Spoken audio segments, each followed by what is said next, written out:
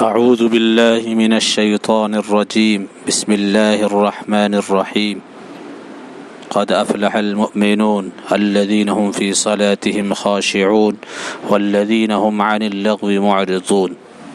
والصلاة والسلام على سيد الأنبياء والمرسلين مولانا محمد وآله وأصحابه أجمعين. أما بعد،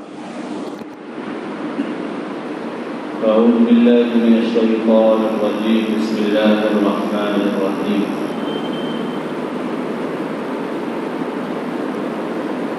يا أيها الذين آمنوا قوا أنفسكم وأهليكم نارا وقودها الناس والحجارة عليها ملائكة غلاظ شداد لا يعصون الله ما أمرهم ويفعلون ما يؤمرون. وقال الله سبحانه وتعالى: أم كنتم شهداء إذ حضر يعقوب الموت إذ قال لبنيه ما تعبدون من بعده قالوا نعبد إلهك وإله آبائك إبراهيم وإسماعيل وإسحاق إلها واحدا ونحن له مسلمون. وقال النبي صلى الله عليه وسلم: مروا أولادكم بالصلاة وهم أبناء 7 سنين واضربوهم عليها وهم أبناء 10 وفرقوا بينهم في المضاجع. صدق الله العظيم وصدق رسوله النبي الكريم.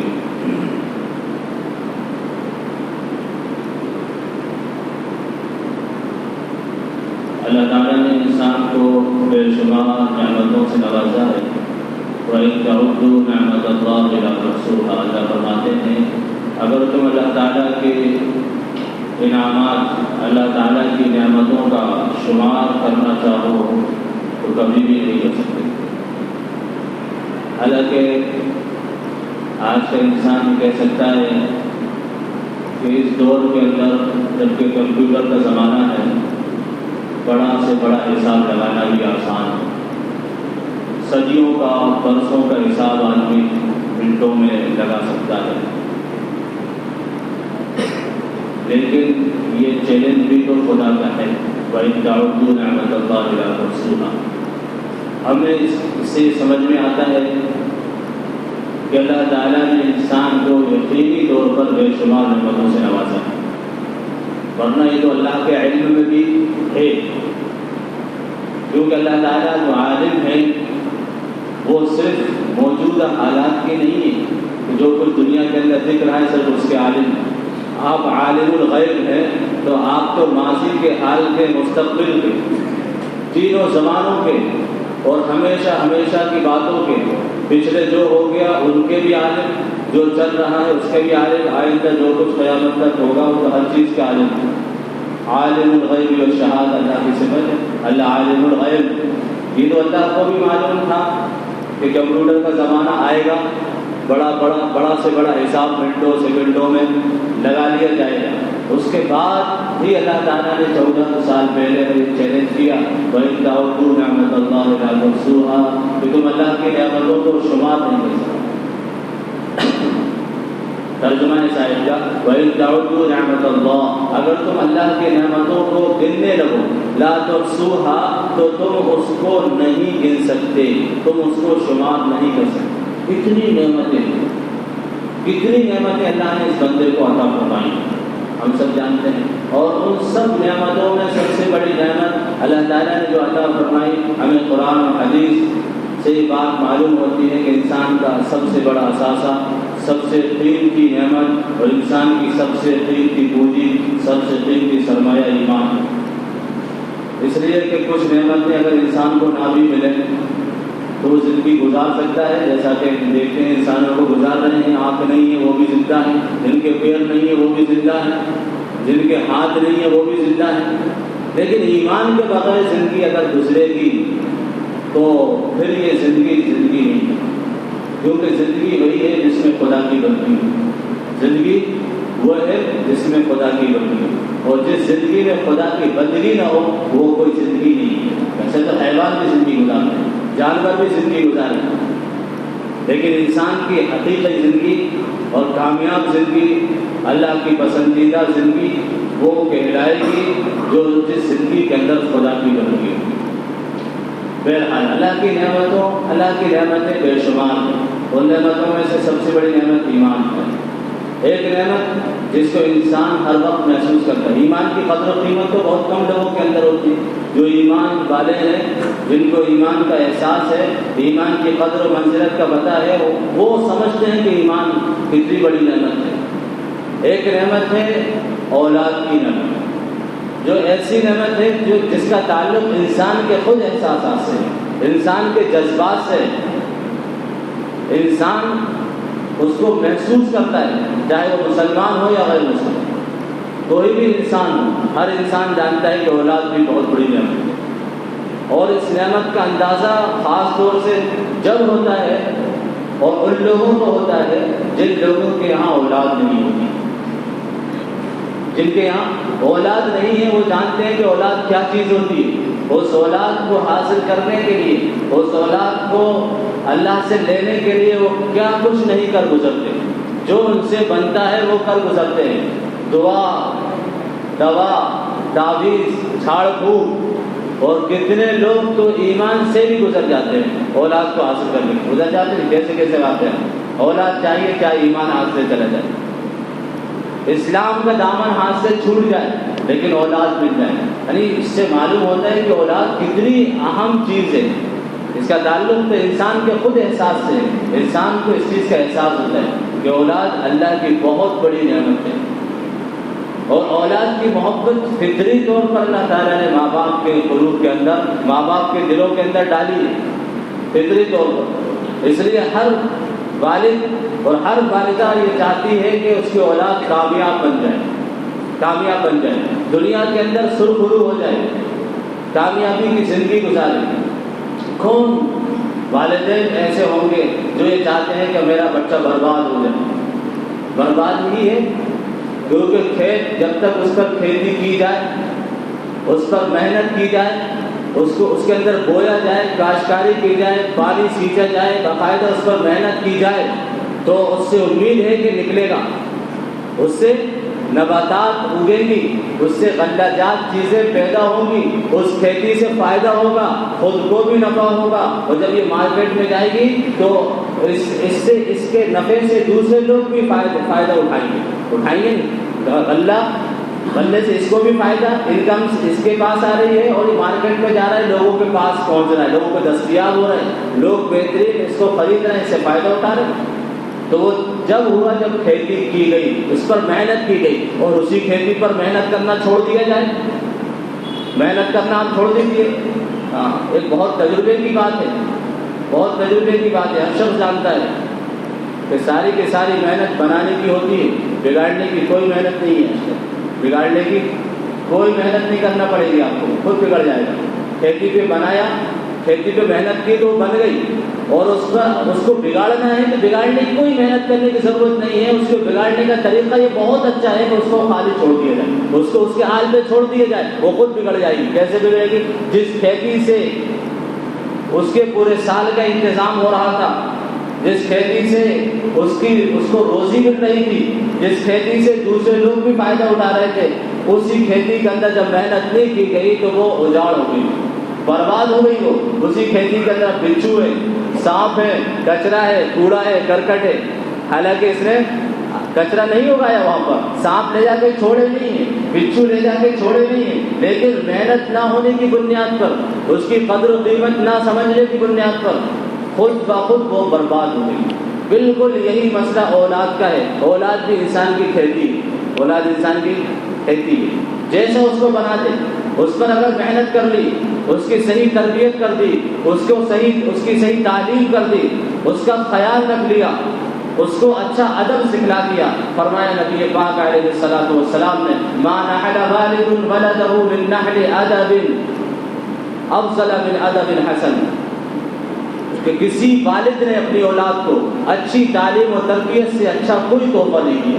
سب سے اچھا تحفہ ایک والد اپنی اولاد کو اگر کوئی دے سکتا ہے تو وہ یہ ہے کہ اس کو اچھی تعلیم دے، اس کو اچھی تعلیم دے دے۔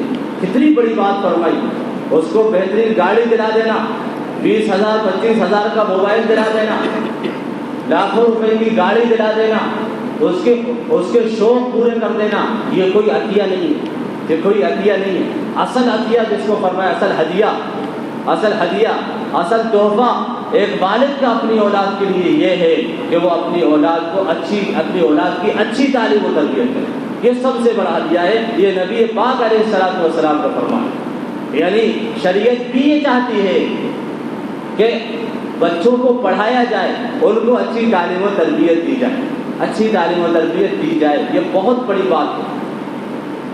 اب ہر شخص محبت تو کرتا ہے اپنی اولاد سے، لیکن ہم ذرا دل پہ ہاتھ رکھ کر سوچیں اور غور کریں کہ ہماری یہ محبت کس کے لیے، دنیا کے لیے یا آخرت کے لیے؟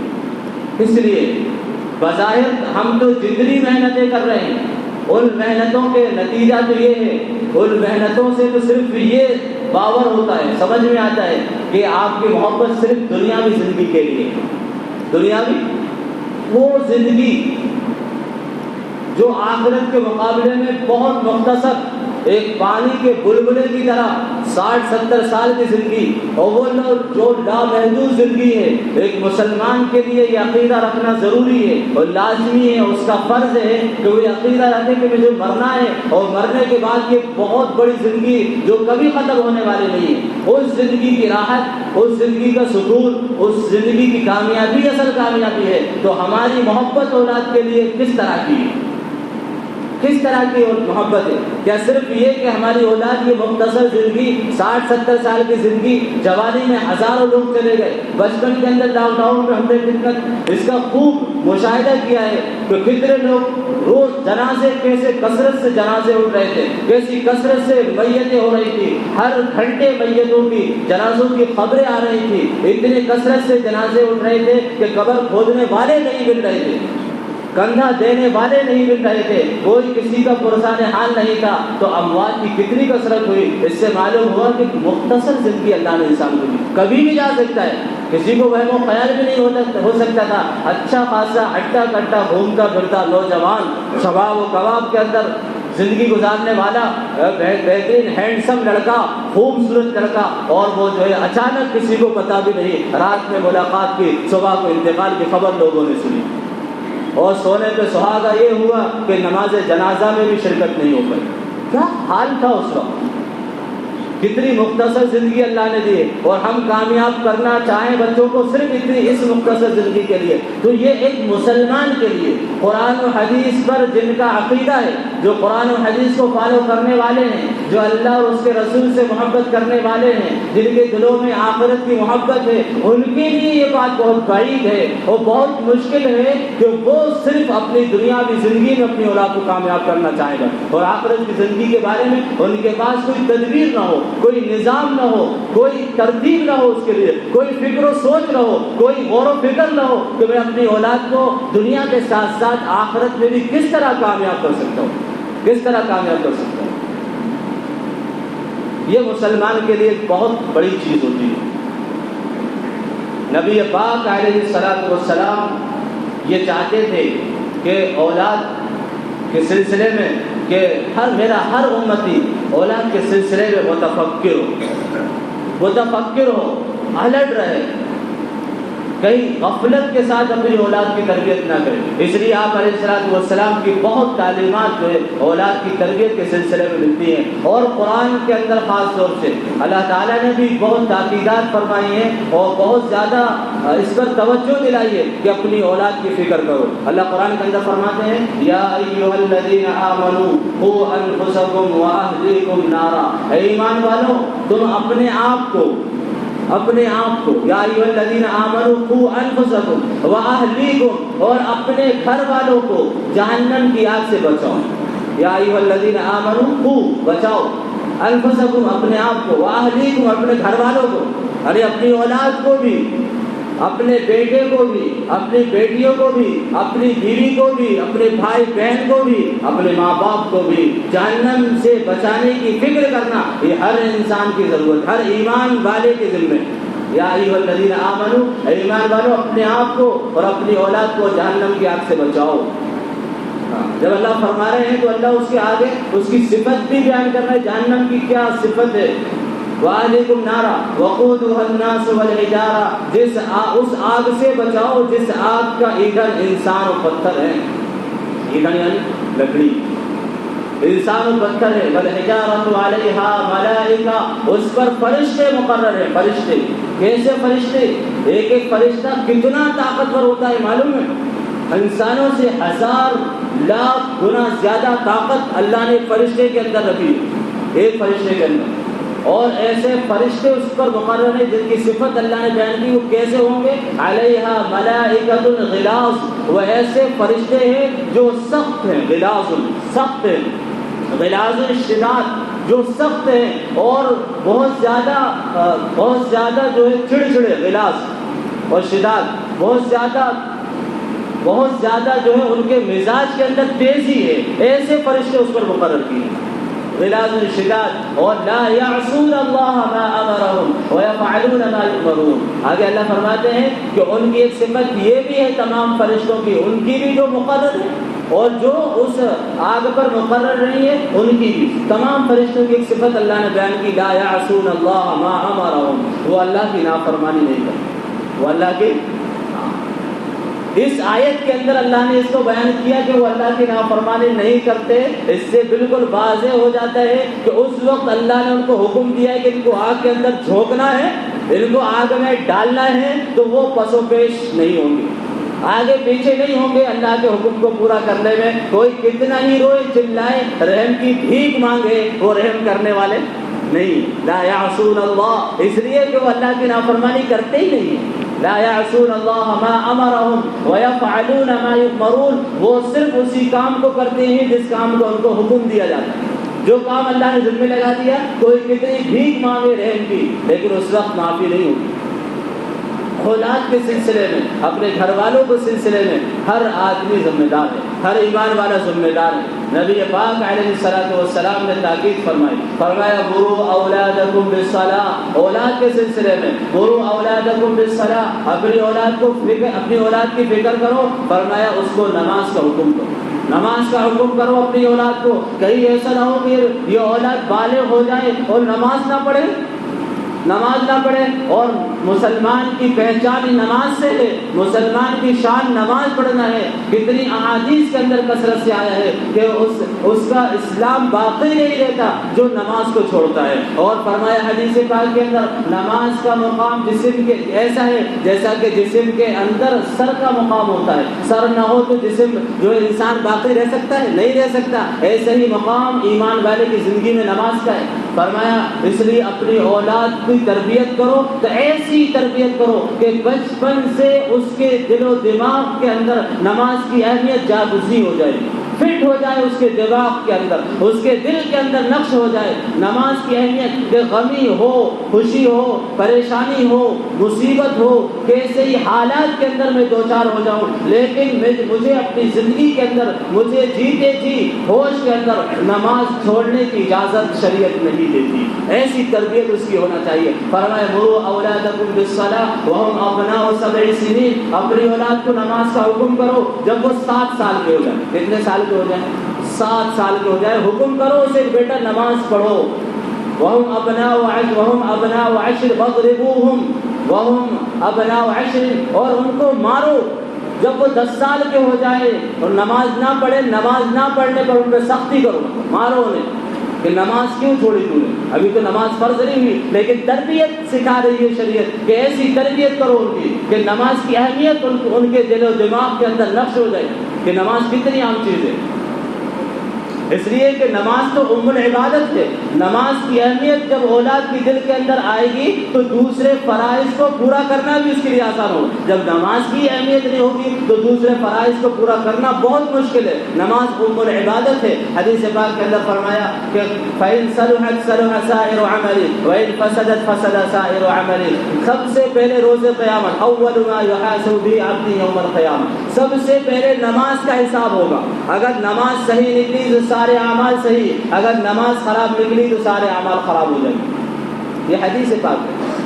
اس لیے نماز کے سلسلے میں فرمایا جب وہ 10 سال کے ہو جائیں تو ان کو نماز کا حکم کرو. اور آگے تربیت کے سلسلے میں فرماتے ہیں اسی حدیث کے اندر کہ وَفَرِّقُوهُمْ وفرقوا بینہم فی المضاجع، اور ان کو بستروں سے علیحدہ علیحدہ سلاؤ.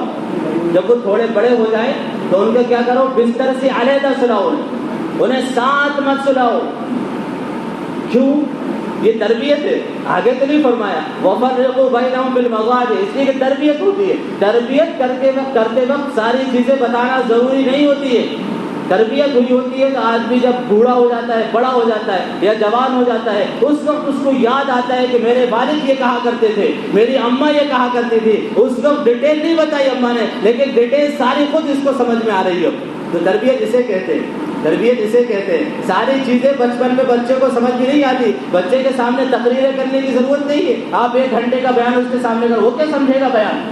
تربیت اسے کہتے ہیں کہ بیٹا سیدھے ہاتھ سے کھانا کھاتے ہیں. بار بار اسے کہیے، پیار سے سمجھائیے، سیدھے ہاتھ سے کھانا کھاتے ہیں. لقمہ گر جائے دسترخوان پر اٹھا کر صاف کر کے کھا لیتے ہیں. یہ بس. اب اس کو پوری دسترخوان کی حدیثیں سنا دیجیے آپ، سلام کرنے کی حدیثیں، بچہ کیا جانے اسے. لیکن کچھ ایسی تربیت، کچھ ایسے الفاظ پیار محبت کے ساتھ، ایسی نصیحتیں بچوں کو کی جائیں پیار بھرے انداز میں کہ بچہ اس کا عادی بن جائے. دھیرے دھیرے اس کے دماغ کے اندر فٹ ہو جائے یہ کرنا ہے. تو یہ تربیت ہوتی ہے. جب بچہ بڑا ہوتا ہے، بالغ ہوتا ہے، جوان ہوتا ہے، وہ ساری چیزیں جو اس کے دل کے اندر نقش ہے وہ ٹیپ ریکارڈنگ کی طرح کھلتی ہے. ٹیپ ریکارڈنگ، میرے والد یہ کہا کرتے تھے، میرے استاد یہ کہا کرتے تھی، میری دادی اماں یہ کہا کرتی تھی. یہ کیا ہے؟ یہ تربیت ہوتی ہے. تو فرمایا بچوں کو جب وہ بڑے ہو جائیں تو ان کو بستروں سے الگ کر دو، ایک بستر پر مت سلاؤ. اب ہم غور کریں کہ یہ کیا ہے. یہ اصل ہے اختلاط، ملنا جلنا. 2 جوان بچیاں، 2 جوان بچے بھی، بچیاں بھی. یہ نہیں کہ جب لڑکیاں تو ہوں، اس کو بھی منع کیا تھا اس کے اندر. 2 جوان لڑکے یا لڑکا یا لڑکی وہ ایک ساتھ بستر پر نہیں سو سکتے، چاہے وہ سگے بھائی بہن ہی کیوں نہ ہو. اب وہ بالغ ہو گئے، شریعت اس سے منع کرتی ہے. یہ تربیت ہے. جب ان کے دل و دماغ کے اندر یہ چیز بیٹھ جائے گی، ان کی ایسی تربیت ہو جائے گی، یہ بچے بڑے ہو جائیں گے. یہ مخلوط رہن سہن سے جسے بولتے کوئی مل جل کر رہنا، لڑکا لڑکیوں کا محرم اور غیر محرم کا تمیز ختم ہو گیا آج کے زمانے کے اندر. اور لڑکا لڑکی بالغ ہے اور محرم غیر محرم کا کوئی تمیز نہیں ہے، وہ ساتھ رہ رہے ہیں، جس کی وجہ سے وہ سارے نقصانات ہو رہے ہیں جو ہم سب اپنی آنکھوں سے دیکھ رہے ہیں. کیونکہ حدیث پاک کے اندر نبی علیہ الصلوۃ والسلام نے تربیت جو فرمائی وہ اسی چیز کے فرمائی کہ مخلوط رہن سہن سے منع فرمایا گیا. یہ بہت بڑی چیز ہے. اس لیے اپنی اولاد کے سلسلے میں آدمی کو بہت متفکر رہنے کی ضرورت ہے. ورنہ یہی اولاد جو ہمارے دل کا تارا ہے، ہمارے دل کا سرور ہے، آنکھوں کا تارا ہے، جو ہمارے لیے پھول ہے، گلاب ہے، جن کو دیکھ کر ہمارا دل خوش ہو جاتا ہے، جن کے لیے ہم آج دعائیں کر رہے ہیں، جن کے لیے محنت جاں فشانی کر رہے ہیں، اپنی زندگی کا قیمتی سرمایہ جن پر خرچ کر رہے ہیں، ساری گاڑی کمائی زندگی کی ساری اولاد پر خرچ کر رہے ہیں، خود 1 روٹی کھا رہے ہیں، 3 روٹی کی جگہ 2 روٹی کھا رہے ہیں، کم کھا رہے ہیں، چھوٹے سے گھر کے اندر گزارا کر لیتے ہیں، بڑی گاڑی نہیں خرید رہے، چھوٹی گاڑی پر گزارا کر رہے ہیں. کتنے لوگ ہیں جو گاڑیاں نہیں خرید رہے لیکن اپنی اولاد کو پڑھاتے ہیں، اپنی اولاد کو تعلیم دیتے ہیں. لیکن اگر ان کا یہ تعلیم دینا، ان کی یہ تربیت کرنے کا جو دائرہ ہے وہ صرف اتنا ہی ہو کہ دنیا کے اندر کامیاب ہو جائیں، تو یاد رکھیں نہ وہ دنیا میں کامیاب ہوں گے نہ آخرت میں کامیاب ہوں گے. دنیا میں وہ کامیاب ہو سکتے ہیں، آپ کامیاب نہیں ہو سکتے، اس لیے کہ وہ بچے آپ کے دل کا سرور نہیں بن سکتے، نہیں بنتے. آج کتنے لوگ دیکھنے میں آتے ہیں جو اپنی اولاد کو بہت محبت سے پالتے ہیں لیکن اولاد ماں باپ کی خدمت ہی نہیں کرتی. ماں باپ بوڑھے ہو گئے ہیں، خدمت کے محتاج ہو گئے ہیں، ان کو ضرورت پڑتی ہے کسی کی خدمت کی، لیکن اولاد ہے کہ خدمت سے ہاتھ کھینچ چکی، خدمت نہیں کرتی، وہ بڑھاپے کا سہارا نہیں بن رہی اولاد. یہ سب کیوں ہوتا ہے؟ اس لیے کہ دین ان کو نہیں سکھایا، آخرت کی فکر نہیں. اگر آخرت کی بھی فکر کرتے اپنی اولاد کی تو یہ اپنی آخرت کو بچانے کے لیے، یہ اولاد اپنی آخرت کو برباد ہونے سے بچاتی، یہ اپنے اوپر جہنم کو حرام کرتی اور اپنی جنت کو ماؤں کے قدموں کے نیچے ڈھونڈتی اور اپنے ماں باپ کی خدمت کرتی اگر آخرت کی تیاری بھی اس کے ساتھ میں کرائی ہوتی ہے. اس لیے حضرت یعقوب علیہ السلام جلیل القدر نبی ہیں، ان کے بارے میں قرآن کہتا ہے ام کنتم شہداء اذ حضر یعقوب الموت. جب حضرت یعقوب علیہ السلام کے انتقال کا وقت ہوا تو انہوں نے اپنے تمام اولاد کو اکٹھا کیا، جمع کیا، بلایا، اذ حضر یعقوب الموت، تمام بچوں کو بلایا جب یعقوب علیہ السلام کی وفات کا وقت آیا، اور کہا اذ قال لبنیہ، انہوں نے اپنی اولاد سے کہا، اپنے بیٹوں سے، لبنیہ ما تعبدون من بعدی، تم میرے بعد کس کی عبادت کرو؟ یہ ہے فکر اولاد کی، میں تو چلا جاؤں گا، میری اولاد کا عقیدہ کیا ہوگا؟ میری اولاد اللہ کی عبادت کرنے والی بنے گی یا نہیں بنے گی؟ کہیں ایسا نہ ہو کہ اس کا عقیدہ اور ایمان اتنا کمزور ہو، اس کی تعلیم و تربیت میں کمی رہ جائے، اور یہ اولاد اس وقت مرتد ہو جائے جس وقت دنیا کے اندر چاروں طرف سے محنتیں چل رہی ہوں گی، فتنے ابھر رہے ہوں گے کہ کسی طریقے سے ایمان والے کے اندر سے ایمان کو نکال لیا جائے، ان کی لڑکیوں کو غیر مسلم کر دیا جائے، ان کے اندر سے اسلام کو چھین لیا جائے، ایمان کی دولت کو نکال لیا جائے، ان کو جو ہے ان کو اسلام سے پھیر دیا جائے اور ان کو جہنم رسید کر دیا جائے، ان کی زندگی کو تباہ و برباد کر دیا جائے۔ جب قیامت قریب ہے، قیامت کے قریب یہ فتنے ابھریں گے چاروں طرف سے، جس وقت فتنے آ رہے ہوں گے ایمان و اعمال کو خراب کرنے کے لیے اور انسان کو جہنم تک پہنچانے کے لیے، اس وقت یہ اولاد ہمارے اپنے ایمان کا تحفظ کر سکے، اپنے عقیدے کو بچا سکے اور یہ اسلام پر قائم رہے، اس بات کی فکر کرنا یہ سب سے بڑی ذمہ داری والے ہیں۔ کیا فرمایا؟ ام کنتم شہداء اذ حضر یعقوب الموت اذ قال لبنیہ ما تعبدون من بعدی، کہ میری اولاد، میرے بیٹو، یہ بتاؤ تم میرے بعد کس کی عبادت کرو؟ ما تعبدون من بعدی، اولاد نیک تھی، تربیت کرنے والے حضرت یعقوب علیہ السلام تھے، پوری زندگی آپ نے اسی طرح تربیت کی ہے، فکر کی ہے، اولاد نے تربیت، تعلیم و تربیت کو قبول کیا ہے، اولاد نے بہترین جواب دیا، کہا قالوا نعبد الہک، قالوا نعبد الہک، ہم عبادت کریں گے، کرتے ہیں اور کریں گے کس کی؟ آپ کے معبود کی، جو آپ کا معبود ہے وہ ہمارا معبود ہے۔ قالوا نعبد الہک و الہ آبائک، اور اس کی عبادت کریں گے جو آپ کے آباء و اجداد کا خدا ہے، معبود ہے۔ وَإِلَىٰ آبَائِكَ، وہ کون ہے آباء و اجداد؟ ابراہیم و اسماعیل و اسحاق و یعقوب، ابراہیم، اسماعیل، اسحاق اور اسحاق علیہ السلام، یہ ہیں جن کا، یہ جو نبی ہیں ان کا جو معبود تھا وہی ہمارا معبود ہے، ہم اسی کی عبادت کریں گے، اس کے علاوہ کسی کی عبادت نہیں کریں گے۔ اس لیے تعلیم اور تربیت کے سلسلے میں بہت الرٹ رہنے کی اور بہت فکر مند رہنے کی ضرورت ہے۔ اس وقت اگر ہم نے فکر نہیں کی تو چاروں طرف سے محنتیں چل رہی ہیں، اور خاص طور سے اس وقت میں نے گزشتہ ہفتے بھی کہا تھا کہ یہ کوئی ہوائی باتیں نہیں ہے، پوری پکی باتیں، ثبوتوں کے ساتھ، معتمد ذرائع سے ملی ہوئی باتیں ہیں۔ پورے ہندوستان کے اندر خاص طور سے تنظیم ہے منظم طریقے سے جو کام کر رہی ہے کہ اسمارٹ لڑکے، ہینڈسم لڑکے، خوبصورت لڑکے، ان کو پیسے دیے جا رہے ہیں، کچھ کمائی نہیں ہے، صبح کو اٹھتے ہیں، بہترین تیار ہوتے ہیں، فریش ہوتے ہیں، اور بہترین چشمہ ہے نا، بہترین بوٹ سوٹ، اور ان کا کام ہے صرف مسلمان لڑکیوں کو جال میں پھنسانا، صرف یہ کام ہے ان کا، یہی کام ہے، اور کوئی کام نہیں۔ باقاعدہ ان کو 25 ہزار روپے، 30 ہزار روپے ماہانہ تنخواہ ملتی ہے، اور ان کے لیے باقاعدہ فنڈ ہے ان کے لیے کہ ایک بچی کے اوپر تمہیں اگر 5 لاکھ خرچ کرنا پڑے، 2 لاکھ، 3 لاکھ، 5 لاکھ، جتنے خرچ کرنا پڑے، بڑے سے بڑا موبائل دلائیے، گاڑی دلائیے، اور اس کو پھنسائیے، اور اس سے آپ کو نکاح کرنا ہے، اور اس کی زندگی اس طرح اس کو تباہ کرنا ہے، برباد کرنا ہے، اور ہوتی ہے آخرت بھی برباد ہوتی ہے، ایمان گیا، آخرت برباد ہوئی، اور دنیا بھی تباہ ہو رہی ہے۔ یہ رات دن کے مشاہدے بتا رہے ہیں، کچھ لڑکیوں کی دنیا بھی تباہ ہو رہی ہے اور آخرت تو برباد ہے ہی، یہ ہمیں قرآن حدیث بتا رہا ہے۔ اللہ تعالیٰ ان چالوں کو، ان سازشوں کو سمجھنے کی توفیق نصیب فرمائے، اور بہت زیادہ فکر مندی کے ساتھ اپنے بچوں کی تعلیم و تربیت کرنے کی توفیق نصیب فرمائے۔ وآخر دعوانا الحمدللہ۔